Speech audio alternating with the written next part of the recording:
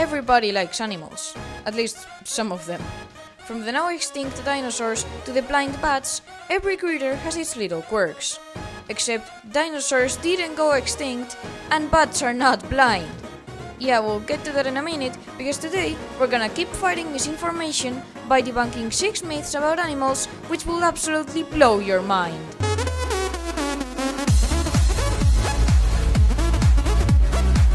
Number 1. The bald eagle's cry. Recognize this sound?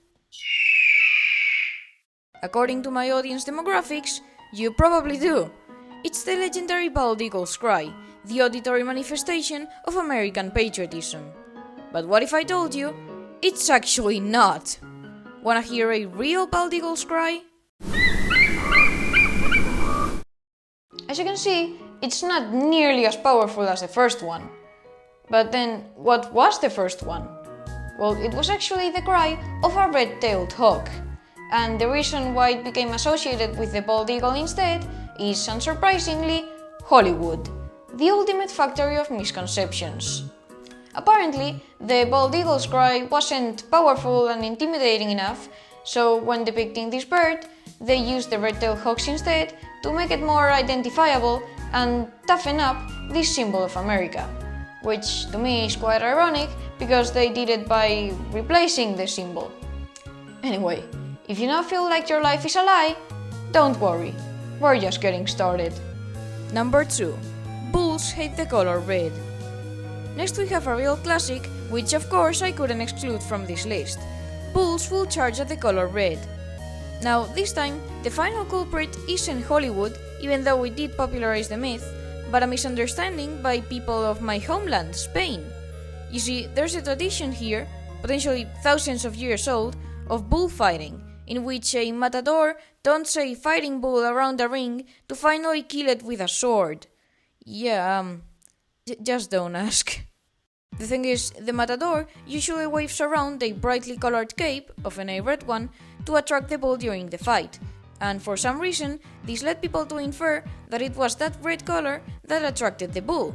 I mean, it is bright and it's the color of blood. In fact, the true purpose is to mask bloodstains. But bulls are colorblind. They can't see the color red. Although that doesn't mean they can't see color. Let me explain. So our eyes have these structures called cones, like little light sensors, which are in charge of detecting color. However, a cone can only detect a very thin band of wavelengths, so we need specialized cones for each color. Humans have 3 types of cones: red, green, and blue cones, and mixing these colors together allows you to create all the colors we know: yellow, orange, pink, brown, white, whatever.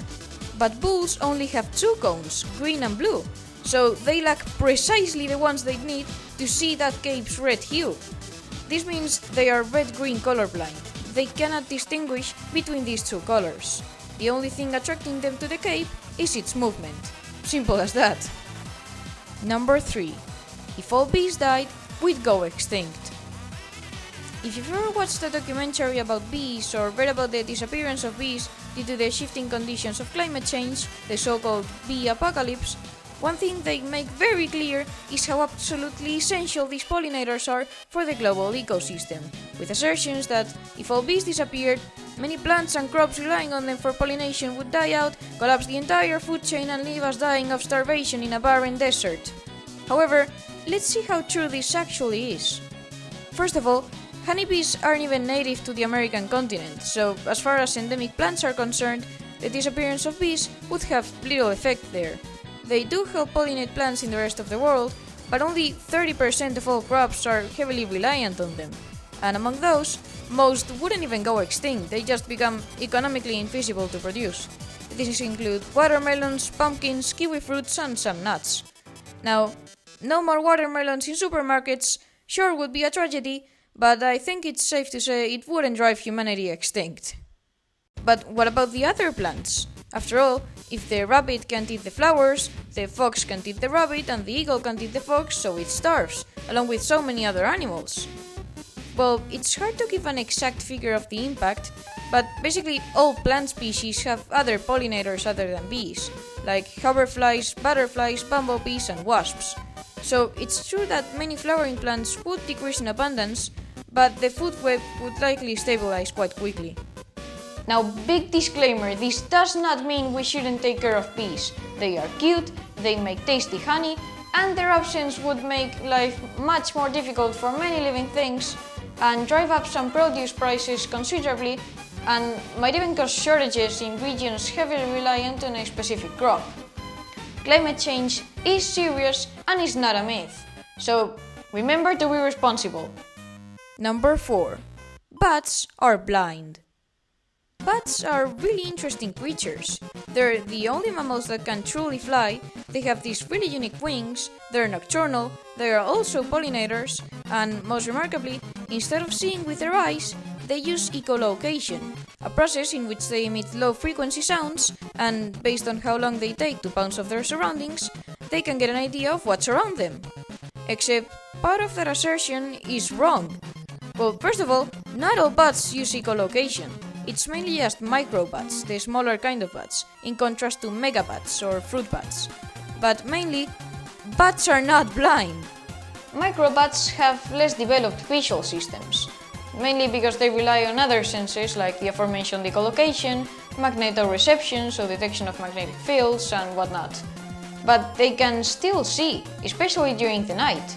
While humans have more cone cells, the ones specialized in color reception, which work best at high light levels, bats, which are nocturnal, have more rod cells, which work best at low light levels. And as for fruit bats, most can actually see in more detail at night than humans can during the day. They literally see better than us. But to be honest, it confuses me how this myth could have originated in the first place. Like, seriously, if bats were blind, what would they have evolved eyes for? Those cost energy to make and maintain. So did people just assume they were for decoration? Either way, now you know the truth. Number 5. Camels store water in their humps. Like bats, camels are quite unique animals. For example, they have an inflatable organ which comes out of their mouth and serves to attract females, and they have oval-shaped red blood cells. But their most prominent feature is obviously their one-of-a-kind humps. Dromedaries have one, while back-trunk camels have two, and they use them to store water for long journeys, which is what makes them so useful for traveling through the desert. Except, of course, that's completely false. The actual purpose of these humps is to store fat, which they can later burn for energy. So they're like bellies, but on the back. And ironically, this allows them to go for long periods without eating, not drinking. Although this doesn't mean the latter isn't true as well, with dromedaries being able to go for 10 whole days without drinking a single drop.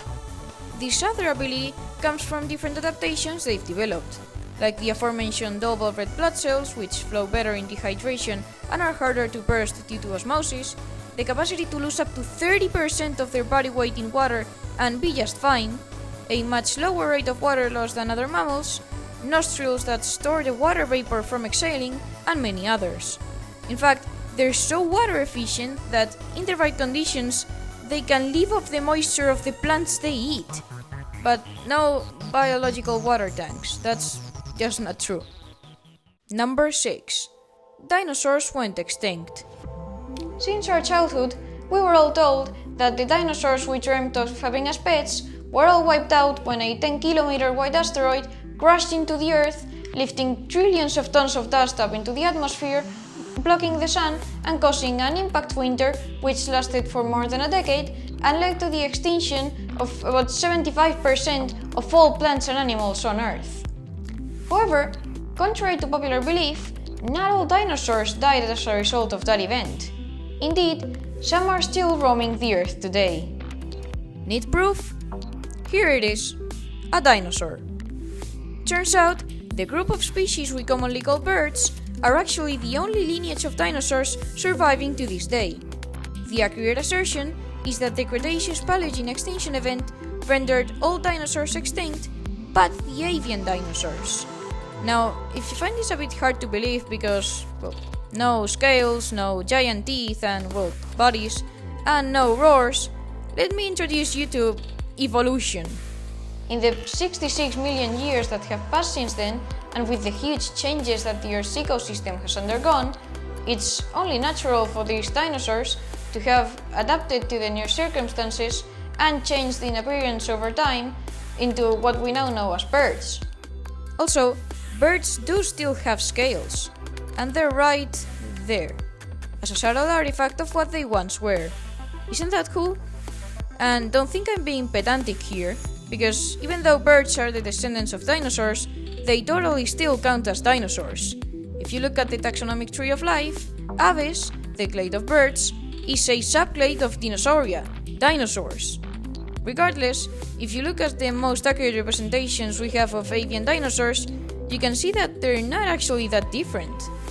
Oh, by the way, little fun fact. Even though we're told when we're little that vertebrates are divided into mammals, fish, birds, reptiles, and amphibians, dinosaurs are reptiles, and therefore, scientifically, birds are reptiles. So, 2 pieces of misinformation debunked in one go. Well, I hope you enjoyed today's round of debunking. You said you liked this format in the last myth compilation, so if you want more, tell me down in the comments and I might make a third one. Please remember to like and subscribe, and as always, thanks for watching, and I'll see you in the next one.